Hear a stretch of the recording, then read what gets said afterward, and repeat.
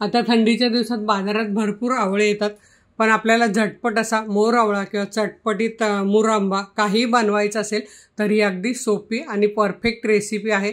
तुम्ही असं बाहेर घ्यायला गेलं तर केवढं महाग मिळतं, पण हे फक्त 70 रुपयात एवढं 1 किलो हे झालेलं आहे।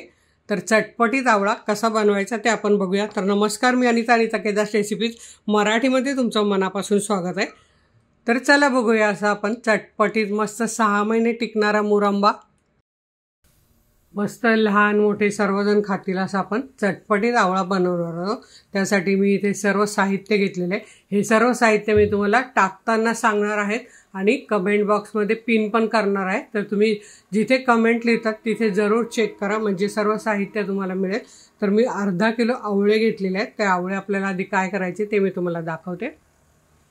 आणि आवळे घेताना असे छान मोठे मोठे आवळे घ्यायचे आणि त्याला जास्त असे डाग वगैरे नको, आणि कडक आवळे घ्यायचे, नरम आवळे घ्यायचे नाहीत।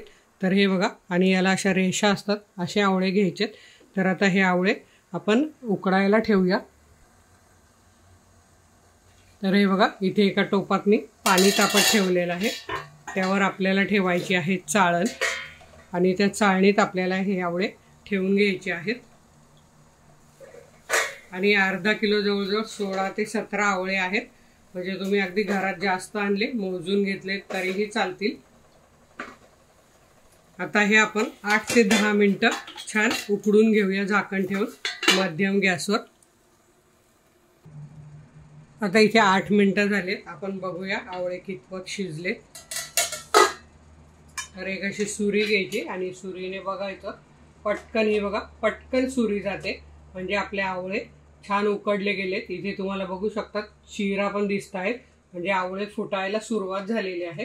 आता आपण गॅस बंद करूया आणि आवळे थंड करून घेऊया। बघा, मी तुम्हाला जवळून दाखवते, मस्त आवळे असे फुटायला सुरुवात झालेली आहे। हे बघा, म्हणजे आपले आवळे आजपर्यंत उकडले।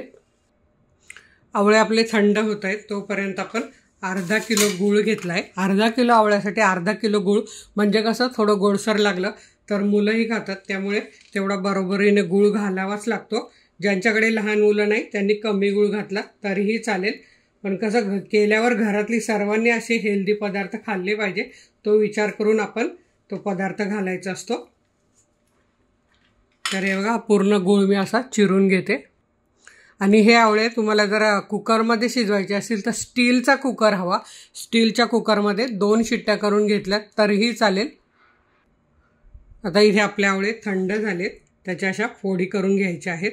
हे बघा,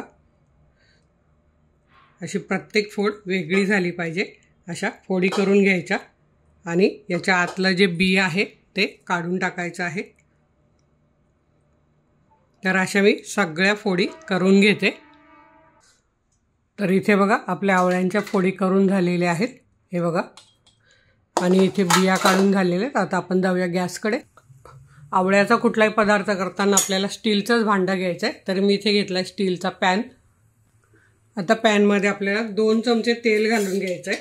पाव किलो असेल तर 1 चमचा, आणि अर्धा किलो असेल तर हे बघा 2 चमचे असे 2 टेबलस्पून तेल घालून घ्यायचं आहे।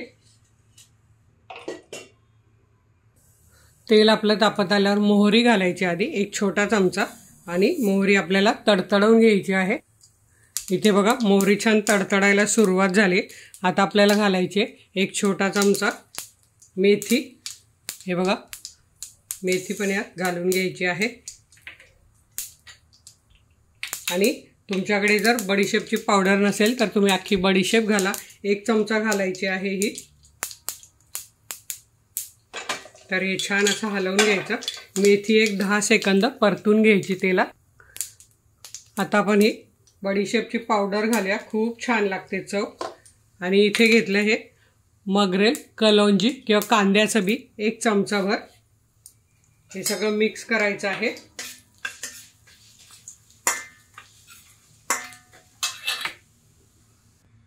मगरेल पण परतून झाले। आता इथे दालचिनी घ्यायची, असे छोटे 2 तुकडे, तेही आपल्याला या तेलात घालून घ्यायचे आहे।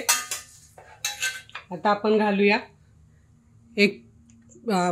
2-3 चिमूट फक्त हळद घालायचे, जास्त हळद घालायची नाही। हिंग घालायचं आहे 2-3 चिमूट, तर हे बघा, हे छान असं परतून घ्यायचं. गॅस बारीक ठेवायचा म्हणजे सुगंध छान येतो. आता इथे मी घेतले 1 चमचा काश्मीरी आणि बेडगी मिरची पावडर, 1 चमचा वरून घेतलेली आहे.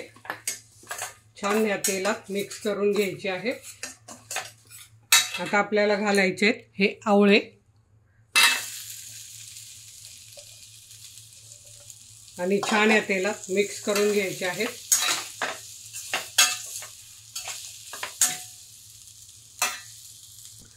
एक अर्धा मिनिट आपला आवळा छान परतून झालेला आहे. हे बघा, आता आपल्याला घालायचा आहे गूळ, अर्धा किलो असा किसून घ्यायचा. आता हे आपण मिक्स करून घेऊया. चवीप्रमाणे घालायचे मीठ, साधारण अर्धा चमचा मीठ घालायचं आहे. आणि आता हे मिक्स करून घ्यायचं आहे.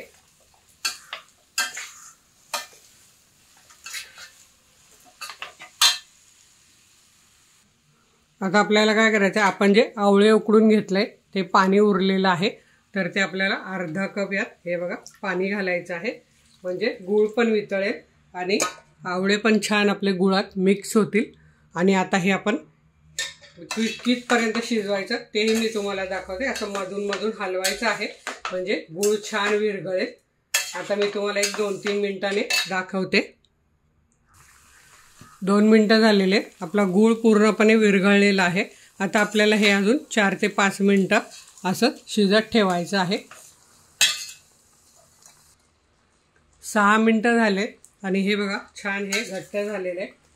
आणि याचा असा हाताला तार आली किंवा याचा असा शेवटचा थेंब असा खेचला गेला म्हणजे समजायचं की आपलं हे पाक बरोबर झालेला आहे. हे बघा कसं लांबट होतं आहे, तुम्हाला दिसत असेल. किंवा थंड करून, गरम घेऊ नका, असं थंड करून हातावर घ्या आणि अशी त्याची हे बघा एक तार येते, ती तार आली म्हणजे समजायचं झालं आहे. गॅस बंद करायचा आणि हे थंड करून घ्यायचं. यातच नाही करायचं, काढून घ्यायचं, नाही तर हे खूप कडक होईल. त्यामुळे आपण हे गरम याच्यातून काढून घेऊया किंवा भांडं आपण थंड पाण्यात ठेवू शकतो. तर इथे तुम्ही बघू शकता खूप छान मस्त सुगंध पण सुटला आहे आणि एकदम छान असा. आणि हा 6 महिने टिकतो. 15 दिवस फ्रीजच्या बाहेर राहू शकतो आणि नंतर तुम्ही फ्रीजमध्ये ठेवू शकतात. पण मी तुम्हाला सांगेल इतका चटपटीत आणि छान होतो हो, काही एवढा टिकतच नाही. सगळेजण रोज खाऊन टाकतात आणि खूप योग्य आहे हे, रोज खाणं खूप चांगलं आहे. तर तुम्ही बघू शकतात किती मस्त झालेला आहे. आणि हा तुम्हाला वाटत असेल पातळ आहे, पण हा गरम आहे, अजून तो थंड होईल. त्यामुळे इतपत असतानाच गॅस बंद करायचा. जर तुम्ही जास्त पुढे आणखी शिजवला पातळ आहे म्हणून, तर मग तो तुमचा एकदम घट्ट होऊन असा कडक होईल. तेव्हा इथपर्यंतच असा शिजवा, एवढा असा पातळ दिसलाच पाहिजे. आणि शेवटचा थेंब असा खेचला गेला की समजायचं आपला हा परफेक्ट झालेला आहे. इथे तुम्ही बघू शकतात. तर आता हा मी काढून घेते. तर काढून न घेता मी काय करते, हे भांडं गरम आहे तर खाली हे बघा पाणी ठेवलं आहे आणि त्या पाण्यात घेते आणि सतत हलवते. असा पटपट पटपट याला पाण्यात थंड करून घेते म्हणजे हा आपला घट्ट होणार नाही. तर असा पूर्णपणे आपण थंड करून घेऊया आणि मग बरणीत भरून ठेवूया. तर हे बघा पूर्णपणे थंड झालं आहे आणि इथे मी तुम्हाला दाखवते कसा मस्त झालेला आहे. हे बघा एकदम पाक अगदी परफेक्ट झालेला आहे. तर आता आपण हा अशा काचेच्या स्वच्छ केलेल्या बरणीत भरून ठेवूया. तर रोज खायला असं छोट्या बरणीत काढून ठेवायचा म्हणजे आपल्याला ही बरणी डायनिंग टेबलवर प्रत्येकजण घेईल खायला, अशी ठेवायला बरी पडेल. आणि बाकीचा उरलेला मोठ्या बरणीत ठेवायचा आणि जेव्हा लागेल तेव्हा खायचा. तर असं तुम्हीसुद्धा नक्की बनवून ठेवा. व्हिडिओला लाईक करा आणि तुमच्या मित्रमैत्रिणींना शेअर करायला विसरू नका. तर वेळात वेळ काढून व्हिडिओ बघितल्याबद्दल तुमचे मनापासून धन्यवाद. अशाच माझ्या छान छान रेसिपी बघा, बनवा, खा आणि हेल्दी राहा. धन्यवाद.